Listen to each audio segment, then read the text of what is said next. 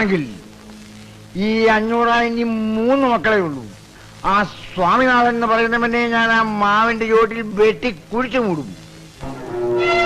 ഇനി നീ പറയുന്ന നുണയാണെങ്കിലോ അപ്പോഴും 500 3 മക്കളെ കാണും. അവന് പകരം വെട്ടി കുഴിച്ചു മൂടുന്നത് നിന്നെയായിരിക്കും. നിന്നെ ഗതി കെട്ടവൻ തല മുട്ടടിച്ചപ്പോ കല്ലുമഴ പെയ്യുന്നു പറഞ്ഞു പോലെ എന്റെ കാര്യം ഒന്ന് വേഗാവട്ടെ. എന്റെ കൊച്ചമണി ആ പ്രേമന അച്ഛനെയും വലിയേട്ടനും കൊണ്ട് ഏത് നിമിഷം ഇവിടെ എത്തുന്നു. ഈ വണ്ടി വിളിക്കാൻ പോയിട്ടുള്ള പിശാചി എവിടേക്ക് പോയി? അവൻ ഈ വണ്ടി മുട്ടി അങ്ങനെ അവിടെ കിടന്ന് ചത്തപ്പണ്ടാകാലൻ. ഒന്ന് ചെന്ന് നോക്ക്. അവൻ വണ്ടി വിളിച്ചു കൊണ്ടുവന്നിട്ട് നമ്മൾ രക്ഷപ്പെട്ട പ്രശ്നമില്ല. അവൻ ഇപ്പൊ ഇങ്ങെത്തും. ചേട്ടനാ പെട്ടിയും ബാഗ് ഇങ്ങോട്ടെടുത്ത് ഇതും കൂടെ എങ്ങോട്ട് പോകണു? ശരിയാണ്, ഞാൻ എന്തിനാ കൊണ്ടിറക്കണേ? എനിക്ക് എന്നാ കയ്യും കാര്യം മറക്കണം. നിങ്ങൾ പറക്കണ്ട. ഈ സമയത്ത് ഇങ്ങനെ പേടിച്ചാലോ?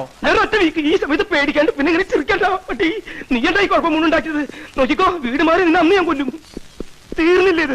എത്രയും പെട്ടെന്ന് ഇവിടെ ഇറങ്ങിയില്ലെങ്കിൽ ഒറ്റൊരുത്തരും ജീവനോട് രക്ഷപ്പെടുന്ന പ്രശ്നമില്ല. ആ വണ്ടി വന്നു. ഇതെന്തത്? കുറച്ച് മധുരസേവ. നിന്നെ ഭ്രാന്ത് പിടിച്ചോ? ഭ്രാന്ത് നിന്റെ അച്ഛനണ്ടി. ഒരു മനുഷ്യ ജീവിതം ഇവിടെ ആടിക്കൊണ്ടിരിക്കുമ്പോൾ അവളുടെ ഒടുക്കത്തെ ഒരു മധുരസേവ.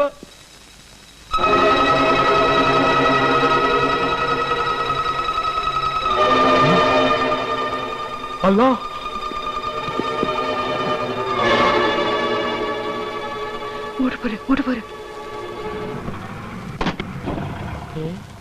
നല്ല പരിചയമുള്ള കാറാണ്. എന്റെ അമ്മോ, റിവേഴ്സ് എടുത്തോ, റിവേഴ്സ് എടുത്തോ. വഴിയോട്ട് മാറ്റിട്.